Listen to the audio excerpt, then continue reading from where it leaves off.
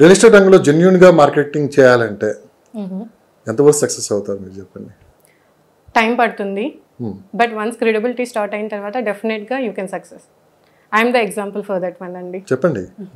So నాకు స్టార్టింగ్లో చాలామంది బయర్స్కి ఇలాగే ఉండేది. నేను ఓపెన్గా చెప్తాను, ఈవెన్ నా పార్ట్నర్స్ కావచ్చు, కొంతమంది డైరెక్ట్గా నా క్లయింట్స్ ఈరోజు ఫ్రెండ్స్ అయ్యారని చెప్పాను కదండి, వాళ్ళు కూడాను మీరు ఇలా మాట్లాడితే బయర్ వచ్చి కొంటారా అసలు అని అడుగుతారు నన్ను. మేము రీసెంట్గా ఒక ప్రాజెక్ట్ తీసుకున్నాం, మ్యాండేట్ మార్కెటింగ్, శ్రీశైలం హైవేలో. ఆ పర్టికులర్ ప్లేస్ ఏంటి అంటే కమర్షియల్ అండ్ సెమీ కమర్షియల్కి చాలా సూటబుల్. రెసిడెన్షియల్గా ఎవరైనా బయర్ వచ్చినప్పుడు నేను స్ట్రైట్గా వాళ్ళకి చెప్పేస్తున్నాను, మీరు రెసిడెన్షియల్ ఎండ్ యూజర్ ప్లానింగ్ ఉంటే మటుకు this is not the right venture for you అండి. మీకు ఇక్కడ ఏంటంటే కమర్షియల్ అండ్ సెమీ కమర్షియల్లో కూడా అది kind of hostels related, hotel రిలేటెడ్కి ఆ ప్లేస్ సూట్ అవుతుంది. కొంచెం హై ఎండ్ కమర్షియల్కి అది సెట్ అవ్వదు. అలాంటి మైండ్ సెట్ ఉన్న పీపుల్కి కూడా ఇది రైట్ కాదు. ఇలా ఎందుకు చెప్తున్నారు అని నన్ను అడిగారు. బట్ ఓపెన్గా దానికి ఉన్నది ఫ్యూచర్ ఏమవుతుందని నేను చెప్పినప్పుడు మేబీ ఈ రోజు కస్టమర్ వెళ్ళిపోవచ్చు, డెఫినెట్గా వాళ్ళు ఎక్కడైనా ఇన్వెస్ట్ చేయాలి అంటే వాళ్ళ ఫస్ట్ మైండ్లో వచ్చే థాట్ నేనే. సో నాకు అక్కడ క్రెడిబిలిటీ వచ్చింది. డెఫినెట్గా వాళ్ళ ఇన్వెస్ట్మెంట్ నేను ఇలా చెప్పడం వల్ల నెక్స్ట్ నన్నే అప్రోచ్ అవుతారు. అవును మేడం, మార్కెట్లో మీరు ఎంత జెన్యూన్గా మాట్లాడి మీ కస్టమర్స్ ఇప్పుడంటే మీడియా ముందు మీరు రారు, ఆఫ్టర్ లాంగ్ టైం చాలా రోజుల తర్వాత వచ్చారు, బట్ మీకు మిగతా వాళ్ళతో ఇబ్బంది రాదా? ఇంతవరకు నేనైతే ఫేస్ చేయలేదు. I don't know the future. కానీ రియల్ ఎస్టేట్ రంగంలో కొంచెం ఎక్కువ ఉంటాయి ఇలాంటి ప్రాబ్లమ్స్ అని చెప్పి మేము విన్నాము. మరి మీ దృష్టికి వచ్చాయో లేదు తెలీదు. నేను ట్రావెల్ అయిన పీపుల్ అంతా కూడా గుడ్ అండి. ఓకే, ఇంతవరకు టచ్ వుడ్, గాడ్ గ్రేస్, నాకు అలాంటి ప్రాబ్లమ్స్ అయితే రాలేదు. నాతో ఉన్న పీస్ కానీ కస్టమర్స్, ఇన్వెస్టర్స్ అందరూ కూడాను అలాగే ట్రావెల్ అవుతూ ఉన్నారు. ఈవెన్ వాళ్ళకి ఏ చిన్న డౌట్ వచ్చినా కానీ దే అప్రోచ్ మీ.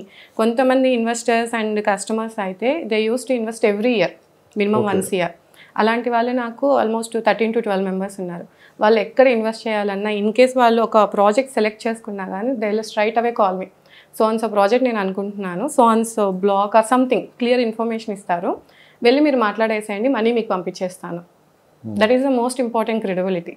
అది నేను గెయిన్ చేసుకున్నాను, బట్ టైం పట్టింది నాకు. 2016లో ఎంటర్ అయిన నేను సక్సెస్ అనేది చూశాను, ఇంకా ఇక్కడే ఉన్నాను అంటే బికాస్ ఇలా ట్రావెల్ అయ్యాను కాబట్టి టైం ఇంత పట్టింది. మీరు అనుకున్నారు ఎప్పుడన్నా అంటే మళ్ళీ వెనక్కి వెళ్ళిపోదాము, ఈ కష్టం ఎవరు పడతారు?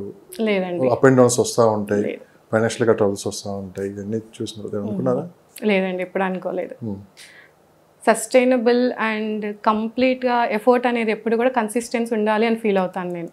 కన్సిస్టెంట్ ఎఫర్ట్స్ ఉన్నప్పుడు ఏంటంటే డెఫినెట్గా మనం సక్సెస్ చూస్తాం. ఎంత రియల్ ఎస్టేట్ రంగంలో సక్సెస్ రేట్ ఎంత ఉంది మేడం? దట్ డిపెండ్స్ మన సినిమా రంగం గురించి మాట్లాడుకున్నామంటే 90% ఫెయిల్యూర్ అనే ఉంటుంది, ఆ 10% అదృష్టం ఉండాలని చెప్పి అంటారు కదా. అలానే రియల్ ఎస్టేట్లో కూడా సేమ్ చాలా మంది ఏదో సాధిద్దామని వచ్చేస్తారు, 2 months 3 months 4 months అలా మళ్ళీ బ్యాక్ వెళ్ళిపోతూ ఉంటారు. 2-3 monthsలో సక్సెస్ రాదండి, మినిమం 2-3 years వెయిట్ చేయాలి మీరు. ఇక్కడ మెయిన్ కీ ఫ్యాక్టర్స్ ఏముంటుంది అంటే market analysis, subject learning, market subject learning, right people network, patience and కన్సిస్టెంట్గా మన ఎఫర్ట్స్ ఉండాలి సక్సెస్కి. కొంచెం ఫెయిల్యూర్ చూడంగానే తగ్గిపోవడం, వెనక్కి వెళ్ళిపోవడం సక్సెస్ ఎప్పటికీ రాదు. నాట్ ఓన్లీ రియల్ ఎస్టేట్, మీరు ఏ డొమైన్ అని చూసుకోండి. మీరు అన్నట్టు మీ ఫిల్మీ డొమైన్ చూడండి, ఫస్ట్ డెఫినెట్గా ఫెయిల్యూర్సే ఉంటాయి, ఇమీడియట్ సక్సెస్ అయితే రాదు. అక్కడికి డీలా పడిపోయి ఎఫర్ట్స్ మనం కన్సిస్టెంట్ చేయలేదు అనుకుంటే సక్సెస్ అనేది రాదు కదండి. ఎనీ ఫీల్డ్ అంతే, ఇదైనా అంతే. ఓకే మేడం, లాస్ట్ 24లో జనవరి ఫిబ్రవరి మార్కెట్ ఎలా ఉంది? ఇప్పుడు ఈ 25th జనవరి ఫిబ్రవరి మార్కెట్ మీరు ఏం గమనించారు మేడం? అంటే లాస్ట్ ఇయర్కి ఈ ఇయర్కి చేంజెస్ ఏమైనా కనిపించాయా? అంటే మార్కెట్ డల్ అయిపోయిందని చెప్పారు. రీసెంట్గా మనకి వినిపిస్తున్న మాట ఏంటంటే మార్కెట్ కొంచెం పెరిగింది, డిసెంబర్ నుంచి కొంచెం ఎంక్వైరీస్ బాగా పెరిగాయని చెప్పి అంటున్నారు. మీరు ఏం గమనించారు? 24 Jan Feb అండి, మనకు అప్పుడే రిజల్ట్స్ వచ్చాయి ఎలక్షన్స్వి.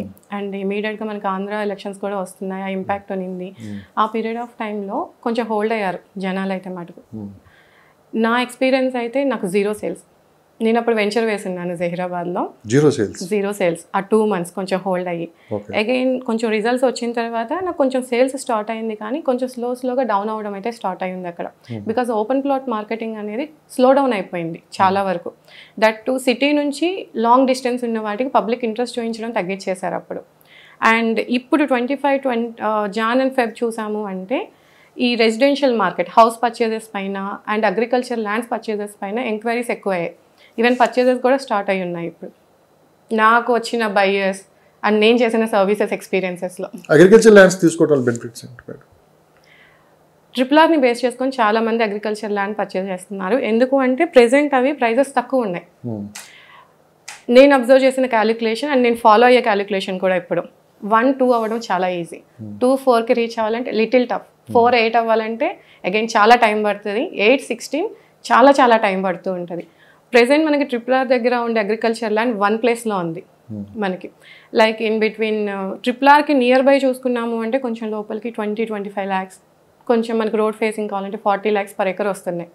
కొంచెం లాంగ్ వెళ్ళాము అంటే మనము లైక్ ఇప్పుడు మనకి తిరుపతి హైవే వస్తుంది చూడండి, అమంగల్ నుంచి ఒక 40 kilometers డిస్టెన్స్ వెళ్ళామంటే RRR పాయింట్ ఆఫ్ వ్యూ చూసుకొని అక్కడ మనకి around 30 lakhs, 25 lakhs per acre వస్తున్నాయి. కానీ మీరు చెప్పే రేట్లు లేవనుకుంటున్నాను. ఉన్నాయండి, రీసెంట్గా 50 acres క్లోజ్ చేసాం మేము.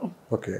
సో ఆ ప్రైజెస్ ఉన్నాయి. ఆ వాటిలో ఇన్వెస్ట్ చేసే బయర్స్కి ఏంటి అంటే వాళ్ళు అగ్రికల్చర్ ప్లాన్ చేసుకుంటున్నారు, సబ్సిడీస్ కూడా ఉన్నాయి కాబట్టి కొంత టైం వాటిని హోల్డ్ చేసి డెఫినెట్గా అప్రిషియేషన్ వస్తుంది. వన్స్ ఇన్ఫ్రా డెవలప్ అయిన తర్వాత వాళ్ళు దాన్ని సేల్ చేసేసుకుంటారు, గుడ్ ఇన్కమ్.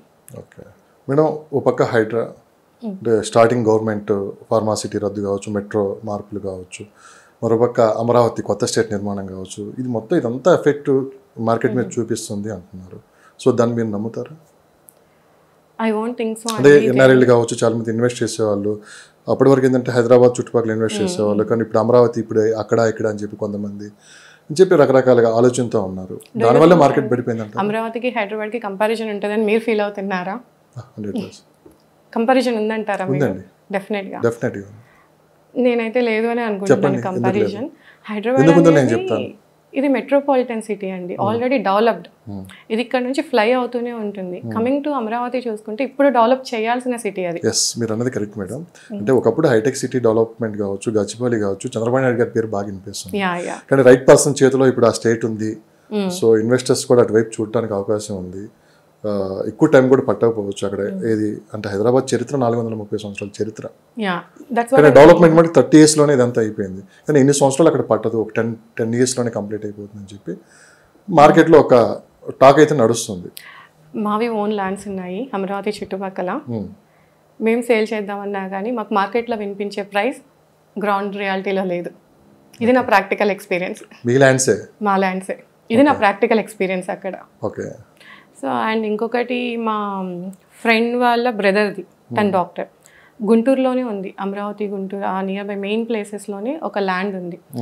లాస్ట్ 6 months నుంచి వాళ్ళు సేల్ చేయడానికి చాలా స్ట్రగుల్ అవుతున్నారు. ఈవెన్ మేము చాలా ట్రై చేసాం, మెయిన్ హాట్ స్పాట్లో ఉంది, సేల్ అవ్వట్లేదు. ప్రైజెస్ కూడా చాలా డౌన్గా చెప్తున్నారు. ఈవెన్ దో పర్చేస్ చేయడానికి బయర్ రెడీగా లేరు. అంటే మనీ లేక చేయట్లేదా, లేకుంటే అపోహాలతో అలా ఉన్నారా? ఇంకా చూద్దాంలే పాయింట్ ఆఫ్ వ్యూ చూడాలి అంటే అమరావతి ఇప్పుడు ఇన్వెస్ట్మెంట్ స్టార్ట్ అవ్వాలి కదా. మరి ఇవన్నీ కూడా వాట్ ఐ ఫీల్ అంటే ఒక్కొక్కరి ఒపీనియన్ ఒక్కొక్కలా ఉంది. అందరు కూడా హోల్డ్ అవుతున్నారు క్లారిటీ లేకుండా. అండ్ నా ఒపీనియన్ వైజ్ హైదరాబాద్ అనేది ఇది ఆల్రెడీ రన్నింగ్లో ఉంది, రన్నింగ్లో వెళ్తూనే ఉంటుంది. దీని స్టాపింగ్ అనేది ఏ ఫ్యాక్టర్స్ చేయలేదు. లాస్ట్ 2013 ఆటో పైలట్లో ఉన్న మార్కెట్ ఒకసారిగా డౌన్ అయిపోయింది. సో హైడ్రా ఎఫెక్ట్ ఎంతవరకు పడింది అనుకోవచ్చు కదా. ఒక రకంగా పబ్లిక్ ఇప్పుడు ఏం మాట్లాడుకుంటారండి మేడం, హైడ్రా రావటమే కరెక్ట్. అట్లీస్ట్ ఇప్పుడు మనం ప్రాపర్టీ కొనే ముందు లేదంటే ఏదైనా తీసుకునే ముందు 1-2 సార్లు చెక్ చేసుకొని తీసుకుంటున్నా అని చెప్పి కూడా ఒక ఆలోచన అయితే మారిపోయింది. ఫస్ట్లో ఏదో హడావుడి చేసేసారులే కానీ కాస్త పబ్లిక్లో కూడా మార్పు వచ్చింది. ఇప్పుడు అంతా సైలెంట్ అయిపోయింది.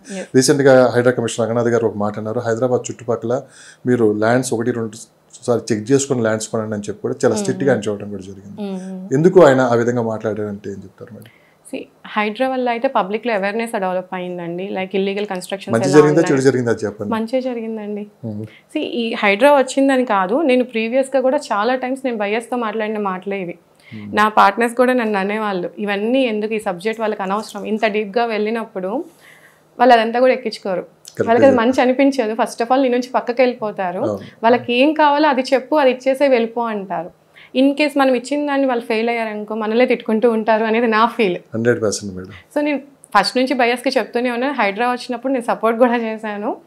బట్ వన్ థింగ్ ఏంటంటే అండి, హైడ్రా వల్ల పబ్లిక్లో అవేర్నెస్ వచ్చింది, ఇల్లీగల్ కన్స్ట్రక్షన్స్ మీద అవేర్నెస్ వచ్చింది. ఎస్పెషల్లీ వాటర్ బాడీస్ ఉన్న ప్లేస్లో ఎలాంటి లీగాలిటీస్ చెక్ చేసుకోవాలనే అవేర్నెస్ కూడా ఉంది. ప్రీవియస్గా కూడాను మనకు వాటర్ బాడీ ఉన్న ప్లేస్లో ఏంటంటే ఇరిగేషన్ డిపార్ట్మెంట్ నుంచి పర్మిషన్ కావాలి, మస్ట్ అండ్ షుడ్. ఆ వాటర్ బాడీ ఒక సైజుని బట్టి, FTL లిమిట్ని బట్టి మనకి ఇన్ని మీటర్స్ డిస్టెన్స్లో మనం స్టార్ట్ చేసుకోవాలని ఉంటుంది. అంతకుముందు అవేర్నెస్ లేదు పబ్లిక్లో. And yes, sustainable urban planning ఇంపార్టెంటే అండి. బట్ ఆల్రెడీ కన్స్ట్రక్ట్ అయిన వాటిని డిమాలిష్ చేసేటప్పుడు బిఫోర్ అండ్ ఆఫ్టర్ కొన్ని ఇంపాక్ట్స్ ఉంటాయి, వాటిని అనలైజ్ చేసుకోవాలి. సో ప్రాపర్ రెగ్యులేషన్ తోటి, క్లియర్ గైడ్ లైన్స్ తోటి అండ్ ఫెయిర్ ఎగ్జిక్యూషన్తో చేసినప్పుడు ఏంటంటే లాంగ్ టైంలో మనకి ఈ సిటీ డెవలప్మెంట్ అనేది చాలా బాగుంటుంది. ఓకే మేడం, ఫార్మా సిటీ అప్పుడు పాత గవర్నమెంట్ టీఆర్ఎస్ ఏదైతే అనౌన్స్ చేసిందో అందరూ ఒకవైపు వారు వన్ సైడ్ అన్నట్లు శ్రీశైలం వైపు అందరూ చూసేసారు, ఇన్వెస్ట్ చేసేసారు. తర్వాత ప్రభుత్వం మారింది, రకరకాల అనౌన్స్మెంట్స్ వస్తున్నాయి, మార్కెట్ పడిపోయింది అంటున్నారు కదా, రేట్లు ఎక్కడ తగ్గలేదు మేడం ఆ లొకేషన్లో. ఒక్క రూపాయి కూడా అక్కడ తగ్గినట్లు ఎక్కడా కనిపించలేదు. కాస్త స్లో డౌన్ అనమాట వాస్తవం. కానీ ఈ 4th సిటీ ఎప్పుడైతే అనౌన్స్ చేశారో అప్పటి నుంచి కాస్త మళ్ళీ మార్కెట్లో కాస్త ఒక కొత్త కళ కనపడుతుంది. రీసెంట్గా నేను కూడా ఒక సండే రోజు వెళ్తే చాలా కంపెనీస్, కొత్త కంపెనీస్ అక్కడ వెంచర్స్ ఓపెన్ చేయడం కూడా జరుగుతుంది. అంటే ఇప్పుడున్న గవర్నమెంట్కి ఫార్మా సిటీ మీద దాన్ని డెవలప్ చేయడానికి ఎంతవరకు ఫోకస్ చేసే అవకాశం ఉంది? ఇది ఎన్ని సంవత్సరాలు పట్టవచ్చు, లేదు కొత్తగా అక్కడ ఇన్వెస్ట్ చేసే వాళ్ళకి ఇప్పుడు ఇన్వెస్ట్ చేస్తే మంచి అప్రిషియేషన్ ఎన్ని రోజులు పట్టవచ్చు అంటే మీరేం చెప్తారు? అంటే ఒక పక్క రేడియల్ రోడ్స్ కావచ్చు, మరొక శ్రీశైలం హైవేకి మంచి డిమాండ్ ఉంది, అటు రోడ్స్ కూడా కనెక్టివిటీ చేయడానికి కృష్ణానదిపై ఒక బ్రిడ్జి కూడా నిర్మిస్తామని చెప్పి కూడా అన్నారు. ఒకసారిగా మార్కెట్ మొత్తం శ్రీశైలం హైవే వైపు మళ్ళింది ఈ లాస్ట్ 3-4 months నుంచి. ఏం జరుగుతుంది వాస్తవం గ్రౌండ్ లెవెల్ అక్కడ? అండి, ఎనీ హైవే, మనం శ్రీశైలం హైవే ఇప్పుడు మాట్లాడుకుంటున్నాం కాబట్టి ఇక్కడ ఇన్వెస్ట్ చేయాలి అంటే, నేను ఇప్పుడు ఇన్వెస్ట్ చేశాను 2 yearsలో నాకు అప్రిషియేషన్ కావాలి అనుకుంటే ఓపెన్ ప్లాట్ అయినా అగ్రికల్చర్ ల్యాండ్ అయినా we can see good ROI. ఇక్కడ mid term investment and long term investment plan చేసుకొని ఎంటర్ అయిన పీపులే కెన్ సీ గుడ్ ROI. సరిగ్గా 5 సంవత్సరాల క్రితం కూడా ఇదే చెప్పారు ఎక్స్పర్ట్స్, అక్కడ ఇన్వెస్ట్ చేయండి 5 years తర్వాత డబుల్ అయి కూర్చుంటుంది అన్నారు. ఏమి ఒక్క రూపాయి కూడా అక్కడ పెరిగినట్టు కనిపించలేదు, తగ్గినట్టు కనిపించలేదు. సస్టైన్ అయ్యింది. ఎస్ ఐ అగ్రీ అండి. నేను 5 years ముందు నేను ముంబై హైవేలో ఉన్నాను, సేమ్ నేను అదే చెప్పాను డబుల్ అవుతుంది అని చెప్పి. సస్టైన్ అయితే అయ్యింది, డబుల్ అవ్వలేదు కానీ 75%కి రీచ్ అయ్యింది. 50%లో ఉన్న మార్కెట్ 75%కి రీచ్ అయ్యింది అక్కడ prices.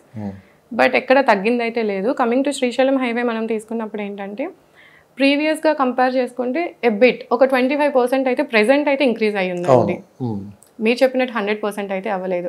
And one more thing, 5 yearsలో 100% ఎక్కడా అవ్వదు, ఎంతమంది ఎక్స్పర్ట్స్ చెప్పినా కానీ. ఇది open plot and agriculture market ఎప్పుడూ కూడా మీకు లాంగ్ టర్మ్ ఇన్వెస్ట్మెంట్ ఆర్ఎల్స్ ఏదైనా స్పెషల్ ఫోకస్ వచ్చి, స్పెషల్ ప్రాజెక్ట్ వచ్చి ఫాస్ట్గా ఇన్ఫ్రా డెవలప్మెంట్ జరిగితే మిడ్ టర్మ్ ఇన్వెస్ట్మెంట్ అవుతుంది.